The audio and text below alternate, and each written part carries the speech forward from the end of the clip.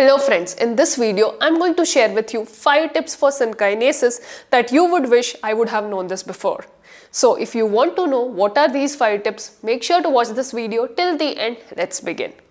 Friends, synkinesis is one of the most devastating complications of Bell's palsy. Majority of time synkinesis happens due to 3 main reasons.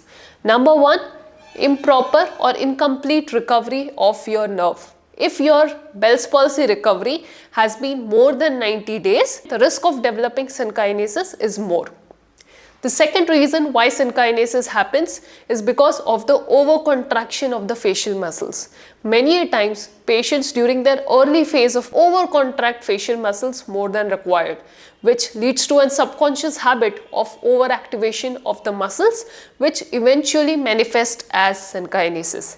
And the third cause of synkinesis is an overall overstimulation of the facial muscles. Many times if a patient undergoes very harsh facial treatments like electrical stimulation done for a very long and brief period of time, electrical stimulation can lead to synkinesis. In all these 3 scenarios, there are certain facts. If you know about it, you would be able to act on it faster and you will be able to reduce your risk of synkinesis. So what are the steps? Let's have a look.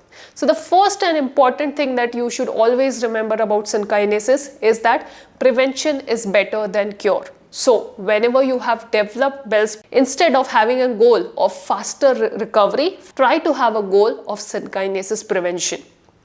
Because it's possible to prevent synkinesis in the initial phase of Bell's palsy rather in the later stages. Your medication taken on time, your facial relaxation practices, your facial massages, your facial stretching. When you do this on a regular period of time and you allow your natural healing process to happen, likely you will not develop synkinesis, because 95% of people who develop Bell's palsy recover 100% without taking very strong intervention.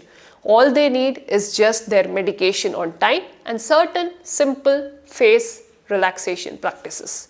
So remember this point. This is the most important point when it comes to synkinesis management.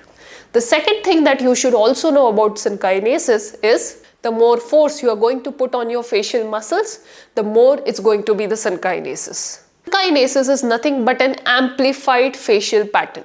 Can you see when I am laughing or smiling widely, my eyes are also getting little smaller. Now this is a common pattern. This is a natural pattern that we have about our facial muscles, but this gets amplified when we force the facial muscles. That's why someone who experiences synkinesis have definitely observed whenever they smile, yawn, shout, or when strongly pucker. In all of these scenarios, the eyes become smaller. Why this is happening? Because they are forcing a facial muscle to move more than required. That's why it is important to start with slow, simple, gentle exercises. Always start with passive exercises, gradually move on to active assisted and then over to active exercises. Don't start to forcefully close the eyes, because you are going to force a facial muscle which is paralyzed, which has got zero power, which is not a good thing to do. So remember this tip because it's very important and will help you to prevent your synkinesis. The third tip that I would like to share with you is your emotions also dictate your synkinesis. Yes, you heard me right. Now, whenever you are stressed, anxious, worried, you are going to make some micro expressions on the facial region. Your facial muscles are going to get more taut. They are going to be more tensed, and that is likely to increase the risk of synkinesis. So it's always better to focus on relaxing your facial muscle. Remember, in synkinesis, less is more. So the lesser you force a facial muscle, the better it is for its recovery.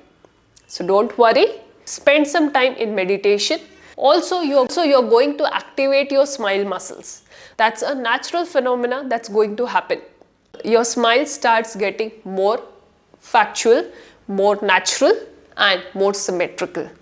Crooked smile is the biggest concern of a synkinesis patient, isn't it? So if you want to reduce that crooked smile, try to be happy from within. That smile will reflect on your facial muscles as well.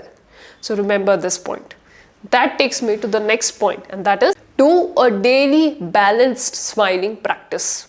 Now, many a times I have seen people making this mistake of smiling very loudly, and they judge their smile only on that wider smile. But you have to understand this. This is a paralyzed muscle which is gradually getting better. Similarly, your intensity of the facial movements has to be gradual. Start with small smile practice over a wider smile practice. So, do an incremental set of small smile, natural smiles over forcing and trying to do a bigger smile. You can do this by just giving a gentle smile, a greeting to anyone whom you come across to. That will be way more natural practice rather than standing in front of mirror and just trying to smile forcefully and wider. And the next and the most important point is massage your face as much as possible. Your massage is going to be the antidote for you whenever that facial tightness starts coming. Regular massaging, not only from outside but from within, will improve good blood circulation and will prevent undue tightness, which is also a leading cause for synkinesis. So, with the help of these 5 tips, you would be able to maintain and manage your synkinesis. I hope through this video, my message is clear. If you have further doubts about your synkinesis, feel free to share them in the comment section below. I would love to hear your concerns and also would try to answer as many as possible. On that note, I'll end this video here and I'll see you in another video. Thank you.